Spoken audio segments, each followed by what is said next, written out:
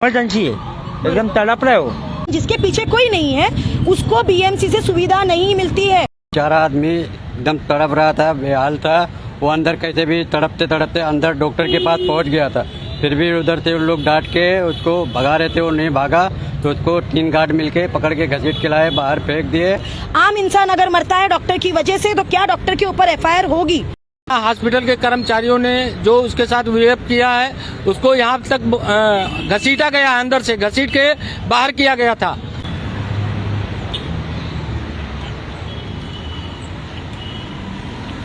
नमस्कार दोस्तों, शाखा नौ न्यूज़ में आपका स्वागत है। मैं खुशी नायक। आज फिर से हम एक ऐसा मुद्दा लेके आए हैं सामने जिसको सुनने की बहुत ज़्यादा ज़रूरत है। दोस्तों, आज मैं बोल सकती हूँ कि मुझ में फिर एक बार हॉस्पिटल को लेकर गुस्सा है। पत्रकार हूँ लेकिन इंसान भी हूँ, ये सबसे आगे है। लेकिन इंसानियत जब देखते हैं हॉस्पिटल के नाम पर तो ये हम कह सकते हैं कि मर चुकी है। आज हम खड़े हैं कांदिवली में, कांदिवली शताब्दी अस्पताल के बाहर। आप देख सकते हैं कांदिवली शताब्दी अस्पताल के बाहर हम यहाँ पर मौजूद है और यहाँ पर एक व्यक्ति है जो दवाई के लिए आया था और बोल रहा था कि मुझे एडमिट करो, मुझे एडमिशन की ज़रूरत है, मेरी तबीयत बहुत ज़्यादा ख़राब है। लेकिन दोस्तों उसको एडमिट नहीं किया गया। इसके वजह से उसकी बाहर जो है हॉस्पिटल के गेट के बाजू में ही उसकी मौत हो गई। एडमिट ना करने की वजह से तड़प के वो जो बंदा है, जो आदमी है, उसकी मौत हो गई। और इसीलिए आज शाखा नौ की टीम यहाँ पर मौजूद है और यहाँ पर पूरी जानकारी आपको देने जा रही है। ये वीडियो जो है मैं चाहूँगी कि सबसे ज़्यादा शेयर हो। इसकी वजह ये है कि कोई भी हॉस्पिटल हो, चाहे वो बीएमसी हो या प्राइवेट हो, वो किसी भी मरीज के साथ में ऐसा जो व्यवहार है वो ना कर सके। आइए सबसे पहले हम जानना चाहेंगे कि शाखा नौ से जिन्होंने संपर्क किया है इसको लेकर और पुलिस में जिन्होंने कंप्लेंट की है वो क्या कहना चाहेंगे इस बारे में। आप आपका नाम बताइएगा। मेरा नाम अफजल खान है। इत्तेफाक से मैं हमारे पड़ोस में एक बच्चा रहता था जो 5 साल का था, वो ज़्यादा सीरियस था। उसको मैं आज ट्रीटमेंट के लिए यहाँ पे लेके आया था, भर्ती करने के लिए। तो जैसे मैंने यहाँ गेट पे एंट्री मारा और ये अपना इमरजेंसी वार्ड में जैसा जाने लगा तो यहाँ राइट साइड में एक बंदा पड़ा हुआ तड़प रहा था। तो एक औरत वहाँ पे खड़ी थी। तो मैं बोला ये कौन है, आपका रिलेटिव है? तो बोलती नहीं, इसका कोई रिलेटिव नहीं है, अभी इस बंदे को अंदर से बाहर किया गया है। मैं बोला क्या वजह है? तो बोलते दवा लेने आया था, दवा उसको मिला था। लेकिन आज यहाँ हॉस्पिटल के कर्मचारियों ने जो उसके साथ विहेव किया है उसको यहाँ तक घसीटा गया, अंदर से घसीट के बाहर किया गया था। अगर जो यहाँ का टीवी कैमरा का जो चेक किया जाए तो आपको मालूम पड़ जाएगा कि उसको घसीटा गया है या नहीं घसीटा गया है। और उसके बाद वो आदमी चिल्ला रहा था, तड़प रहा था, उसका मुंह सूखा हुआ था, वाइट फेस उसके मुंह से ऐसा लग रहा था मतलब जैसा खाया पिया नहीं होता आदमी, ऐसा उसका मुंह था। तो उसके बाद मैंने क्या बोला, आप दवा ले लिए? तो बोलते हाँ मैंने 2 दवा लिया है। उसके बाद मैंने पानी मंगाया, बिस्किट मंगाया। उसके बाद उसने पानी पिया, पानी पी रहा है तो अंदर जाने के बाद जब बाहर आ रहा है उसकी ये हालत थी। उसके बाद मैं हॉस्पिटल में वापस चला गया। मेरा बच्चा जो था उसको मैं एडमिट करा के जब करीब पौना घंटे के बाद बाहर आया, करीब 1 बजे, तो यहाँ पे देखा पुलिस वाले कुछ खड़े थे। तो मैं देखा वही आदमी मरा पड़ा है। तो पुलिस वाले से मैं बोला क्या हुआ भाई? बोलते अभी ये आदमी जा चुका हुआ। अच्छा, उसके बाद फिर मैंने पुलिस के साथ में मैं गया, कांदिवली पुलिस चौकी सामने है, यहाँ पे मैं गया। वहाँ के PSI खलनेकर साहब करके हैं, उनसे मैं मिला और यहाँ के सीनियर साहब उनसे भी मैंने मिला और यहाँ का सब वाकया बताया। और यहाँ के आमदार योगेश सागर साहब को भी मैंने बताया और यहाँ के जितने सबको मैंने अवगत कराया। उसके बाद मैंने मैडम को भी बुलाया और जो आज ये हरकत यहाँ देखने को मिला, मैं इतना जानता हूँ कोई भी इंसान होता बर्दाश्त नहीं कर सकता था। आदमी तड़प रहा है हॉस्पिटल में आके, वो कहने का एक मिसाल है कि आदमी पानी के पास आके प्यासा मर जाए, वो हिसाब हुआ है।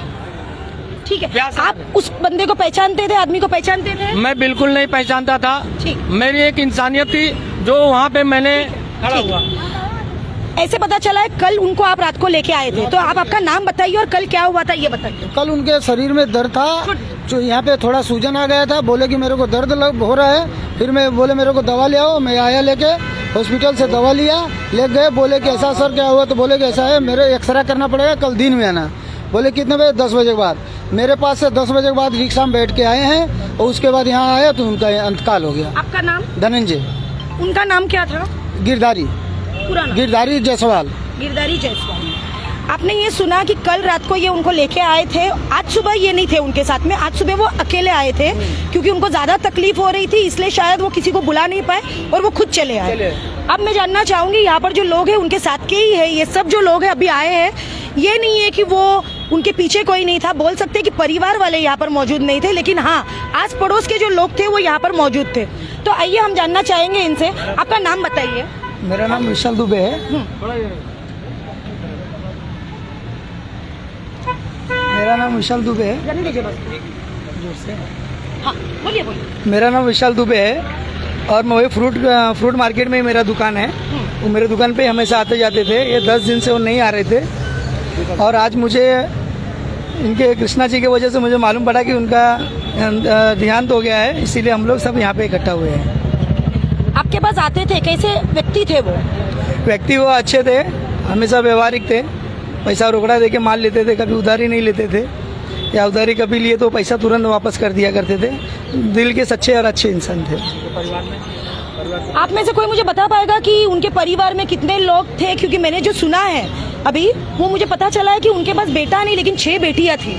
जी सही सुना है आपने, उनके पास 6 बेटियां हैं और उनकी औरत हरदम मतलब माइंड से डिस्टर्ब रहती हैं, मतलब उनका माइंड सही काम नहीं करता है। अच्छा। और उनका स्थिति आर्थिक स्थिति बहुत खराब है, बस सिर्फ एक घर छोड़ के और उसके अलावा कुछ है नहीं उनके पास। एक छोटा सा घर है गांव में और कुछ नहीं उनके पास, इतना तक नहीं है कि वो 10,000 के 5,000 की व्यवस्था नहीं कर सकते हैं। गांव में उनका घर कहाँ पर है? उनका गांव में घर मतलब गोरखपुर देवरिया जिला के रहने वाले हैं, उत्तर प्रदेश के, और उनका घर की स्थिति इतना खराब है कि अब हम बोल ही नहीं सकते। मतलब गांव में सबसे समझ लो आर्थिक स्थिति उनकी ही खराब है और मैं क्या उसके आगे बोलूँ। हॉस्पिटल वाले गलत ही किए जो किए, ऐसा नहीं करना चाहिए। आप लोगों को पता चला है कि यहाँ पर जो हुआ है अब उनके साथ में, अब जो इनका क्रियाक्रम है वो कौन करेगा, इसके बारे में कुछ सोचा है आपने? जी अब उनका क्रियाक्रम हम लोग यही करेंगे और गांव वाले ही मिलके करेंगे, सब गांव वाले इकट्ठा हो रहे हैं। हाँ मुंबई में ही करेंगे, क्योंकि गांव भी जाएंगे तो उनका कोई कर नहीं पाएगा, कोई आगे पीछे उनके है नहीं। उनकी एज क्या है इसके बारे में बता सकते हैं? एज उनका लगभग 45 से 50 साल के बीच में ही होगा। 45 से 50? हाँ 45 से 50 के बीच में। यहाँ पे किसके साथ में रहते थे? और फिलहाल वो रोड पे ही रेडी लगा के अपना फल का धंधा करते थे और रोड पे ही खा पी के सो जाते थे। रोड पे ही सोते थे वो? उनकी आर्थिक स्थिति इतनी कमजोर थी कि वो रोड पे उनको मजबूरी था सोना। उनके बच्चे की उम्र आप कुछ बता पाएंगे हमारे व्यूवर्स को कि कितने साल के बच्चे? हम चाहेंगे, मैं ये इसके लिए पूछ रही हूँ कि अगर आप में से कोई ऐसे है कि जो इनको मदद करना चाहेगा तो हमारे पास इनमें से कांटेक्ट नंबर है कि उनका जो भी अंतिम संस्कार करना है, आगे के कार्य करने हैं, उसके लिए अगर कोई आगे बढ़ के आता है तो हम उनके पास उनकी जो मदद है वो पहुंचा पाएंगे। इसलिए मैं ये इन्फॉर्मेशन देना चाहूंगी कि सुन लीजिए कि क्या परिस्थिति है मुंबई में। मुंबई जैसे शहर में इंसान अपनी 6 बेटियों को पालने के लिए, बीबी को पालने के लिए यहाँ पर आता है, रोड पे रहता है, काम करता है।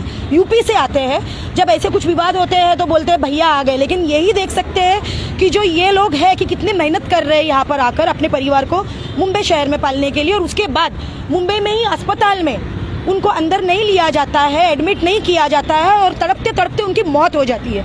तो आप बताइए उनकी बच्ची की उम्र क्या है? उनकी बच्ची की उम्र 18 साल से ऊपर बड़ी बली का है। हाँ। बाकी उसके नीचे का है सब। मैं तो उसने देखा ना, वो बोले हैं तो मेरे से 6 बच्ची हैं। 6 बच्ची हैं। पहली बच्ची मेरी 18 साल की है।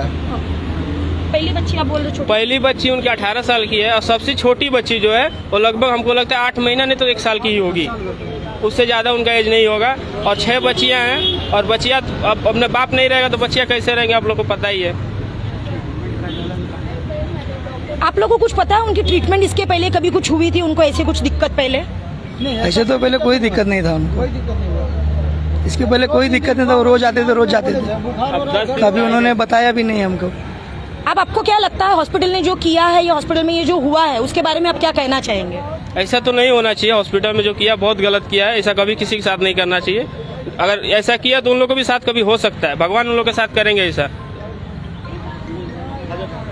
हमारे साथ में पिछले 1 घंटे से जो जुड़े हैं उनसे भी हम चर्चा करना चाहेंगे।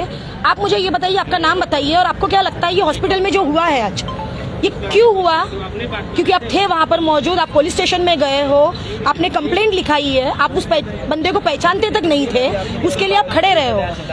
तो मेरा नाम दिनेश है। मैं लगभग 10:30 बजे हॉस्पिटल में आया एक पेशेंट को लेके, 11:30 बजे।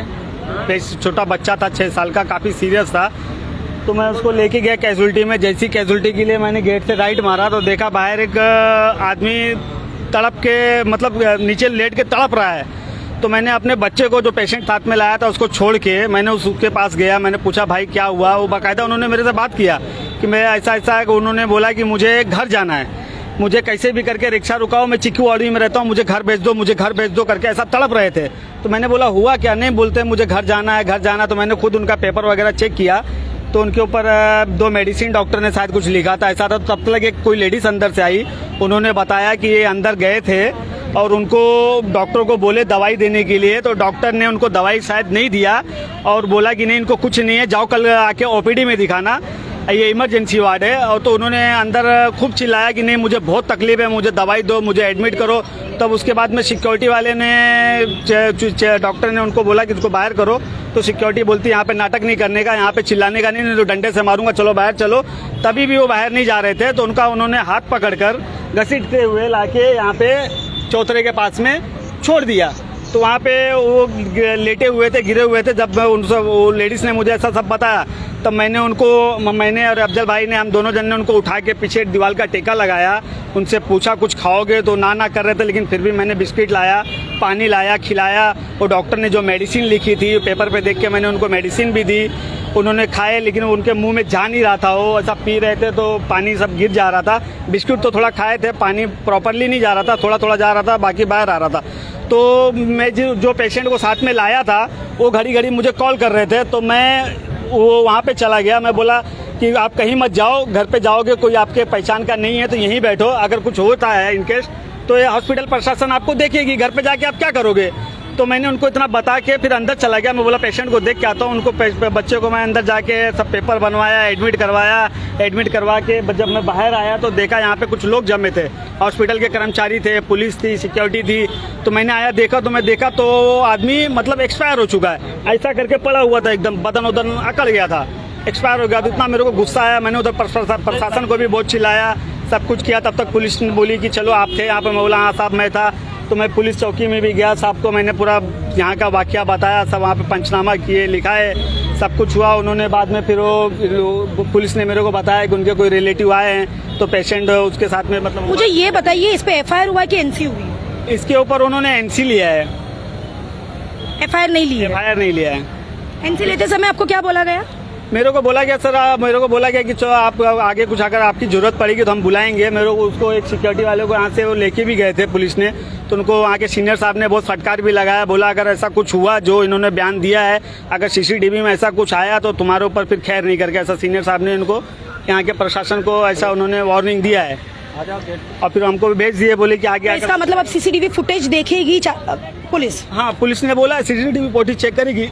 आप लोग इसका जो आगे है वो पूछताछ करने वाले हैं कि यहाँ पे जो ये है ये खत्म हो जाएगा। नहीं मैडम, इसका तो पूछताछ करने वाले हैं, ये अभी खत्म नहीं होना चाहिए क्योंकि यहाँ के प्रशासन की, यहाँ पे डॉक्टरों की बहुत लापरवाही है।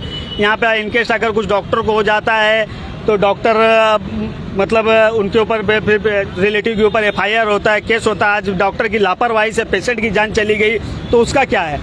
पेशेंट को भी न्याय मिलना चाहिए। अगर वो अकेला आता है, नहीं है उनके पास कोई, अगर वो बीमार है तो अकेला आता है। अगर इसके अंदर इतने सरकारी हॉस्पिटल पैसा तो लेते नहीं है तो इनके से किसी भी कर्मचारी को लगा। अभी जो उस वक्त यहाँ पर मौजूद थे, जिसने देखा था कि जो आदमी है वो तड़प रहा था, उनसे बात करेंगे कि कैसे हुआ था, क्योंकि इन्होंने देखा था और इनका पेशेंट जो है वो अंदर है। लेकिन उसके बाद अभी ये खाना देने गए थे, फिर से आए हैं।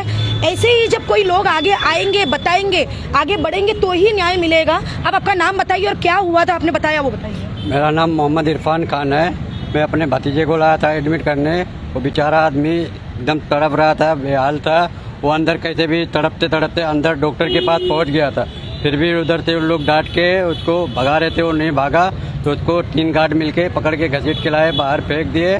अब बाहर क्या हुआ वो मेरे को नहीं मालूम। फिर बाद में भाई बताया कि वो खत्म हो चुका है। 3 गार्ड जो आपने देखे, आप उनको पहचान सकते हैं? वो अभी अंदर रहते हैं। हम लोग के सामने हुआ। आप भी थे? हाँ आप बताइए क्या हुआ, इनसे भी पूछूंगी, आप बताइए। हाँ मेरे सामने हुआ। उन्होंने क्या बोला कि बाहर जाओ, बाम्बू से लोग बोला बाहर निकल जाओ। तो उतने में वो जा नहीं रहे, तो उनको है ना खींच के लेके आया, तो भी रिटर्न गए, वो रिटर्न चले गए। मैं सामने, मैं बोला अंकल ऐसा मत करो, चलो अब बैठो, बोला उधर ही बिठाया था उनको, तो वहाँ से भी बाहर यहाँ पे लेके आया उनको। तो मैं वो सिक्योरिटी वाले तो बोले पुलिस कंप्लेंट करेगा, अंदर डालूंगा, ये करूंगा वो करूंगा। सिक्योरिटी वाले ने बोला पुलिस कंप्लेंट करूंगा, उसको बोले। तो बाद में फिर वो यहाँ आके बैठे, तो ये भाई ने कुछ बिस्किट और पानी कुछ लेके आया, बाद में फिर भूख लगा। आपको क्या लगता है कि उस आदमी को एडमिशन की जरूरत थी कि नहीं थी? उसको जरूरत थी, आपको लगता है हाँ, और उसके ऊपर मतलब उसके उससे कार्रवाई चालू करना ही चाहिए कोई भी हाथ में। डॉक्टर को नहीं लगा उसको जरूरत थी, लेकिन आम आदमी जितने यहाँ पे खड़े हैं सबको लगा, जिन्होंने देखा कि उसको जरूरत थी। हम लोग लाइन पे होने के बावजूद भी हम बोले पहले आप चले जाओ। अच्छा, इमरजेंसी है, एकदम तड़प रहे हो। अच्छा, आप वहाँ लाइन में? हाँ, तड़प रहे। देखिए ये लाइन में थे, आप सुन रहे, ये जो है ये लाइन में थे, उसके बावजूद इन्होंने बोला, आप भी थे वहाँ पर? नहीं, उन्होंने बोला इसके बावजूद कि आप उनको अंदर ले लो, वो तड़प रहा है, उसको बहुत तकलीफ हो रही है, उसको एडमिशन की जरूरत है। लेकिन डॉक्टर ने बोला नहीं, इसको एडमिशन की जरूरत नहीं है। उसकी वजह यह है कि इसके साथ में कोई नहीं है, इसके परिजन नहीं है, ये अकेला है, जिसके पीछे कोई नहीं है, उसको बचाकर हम क्या करेंगे, ये साफ दिखाई दे रहा है। अगर कोई होता, इनको चिल्लाता, तो ये उसको एडमिशन लेते, उसको वहाँ पर बेड देते, उपलब्ध करवाते, सुविधा देते। लेकिन जिसके पीछे कोई नहीं है, उसको बीएमसी से सुविधा नहीं मिलती है। भ्रष्टाचार की बात करते हैं करोड़ों की, लेकिन यहाँ पे तो इंसान के साथ में ही भ्रष्टाचार जो है वो चल रहा है, उसकी मौत हो रही है, और उसके बाद में भी यहाँ पर जो है उसके ऊपर एफआईआर नहीं हो रही है। अब ये पूरा वीडियो एंड करने के पहले मैं एक बात कहना चाहूँगी, ये आप ज़रूर सुनिएगा, और मैं चाहूँगी कि जितने लोग यहाँ पर हैं वो वीडियो को इतना शेयर कीजिएगा कि ये जो गूंज है ये सब तक जाए, और ये जो परिवार की बच्चियाँ हैं, जो 6 बच्चियाँ हैं, उनकी जो मुझे सुनाई दे रही, जो छोटी 1 साल की है और बड़ी जो 18 साल की, जिसकी शादी नहीं हुई है, उन तो कुछ तो मदद पहुँचे। और ऐसे जो डॉक्टर्स हैं जो यहाँ पर जो पढ़ लिख कर आते हैं, इनको अगर हम जाकर, कोई भी आम इंसान अगर जाता है इनके ऊपर इनको मारता है या गाली देता है या कुछ तोड़ फोड़ करता है, तो उसके ऊपर तुरंत एफआईआर होती है, उसके ऊपर कलम लगते हैं, उसके ऊपर चार्जेस लगते हैं, उसके ऊपर धाराएं लगती है। क्यों?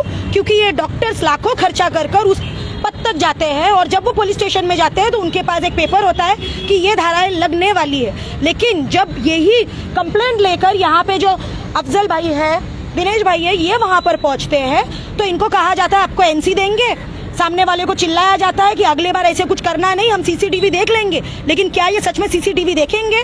क्या इसके ऊपर कार्रवाई होगी? ये सोचने वाली है। आम इंसान अगर मरता है डॉक्टर की वजह से, तो क्या डॉक्टर के ऊपर एफआईआर होगी? ये देखने वाली बात है। और इसकी जो जानकारी है हम आगे आपको देंगे कि इसका जो क्रियाक्रम है वो कैसे होता है, इनका जो आगे का जो प्रोसीजर कैसे होता है। अगर कोई आगे आके इनकी मदद करता है, चाहे वो नेता है, क्योंकि यहाँ पर जो लोग हमारे साथ में हैं, इन्होंने कहा है कि हमने योगेश सागर से इसके बारे में बात की है, जो यहाँ के एमएलए है, तो हो सकता है कि वो भी कुछ मदद करे, इनकी तरफ से भी जो है उनको कुछ मदद मिले, किसी के ऊपर उसका बोझ ना आए कि ये आदमी अकेला है और वो महसूस ना हो। तो इसकी भी जो है पूरी जानकारी हम रखेंगे, और ये भी देखना चाहेंगे अगर पोस्टमार्टम होता है तो इनकी डेथ की वजह क्या है। हो सकता है जो दवाई इनको दी गई है उसका भी रिएक्शन की वजह से डेथ हुआ होगा, जरूरी नहीं है कि उसको अटैक आया होगा, या फिर वो आदमी यहाँ पर बैठा है तो क्या उसकी वजह क्या थी जो उसको डेथ हुई है। इसका भी हम जो है इसकी आगे की पूछताछ हम करेंगे, और शाखानो जो है वो आपके तक इसका भी वीडियो लेके आएगी। और कृपया करके फिर से विनती करूंगी कि जो लोग देख रहे हैं इसको शेयर कीजिएगा। किसी को मदद करनी है तो हमारे मैसेंजर पे जो है इनके लिए कांटेक्ट कीजिएगा। हमारी तरफ से जो है ये जो साथ में है लोग, उनके साथ में जो है इनको, और जो उनकी वाइफ है उससे संपर्क करके हम चाहेंगे कि उसको जो है इसका लाभ मिल पाए, और जो ये व्यक्ति है उसकी आत्मा को शांति मिले। हमारे साथ में जुड़ने के लिए धन्यवाद। मैं खुशी नायक, रवि नायक के साथ शाखानो न्यूज़।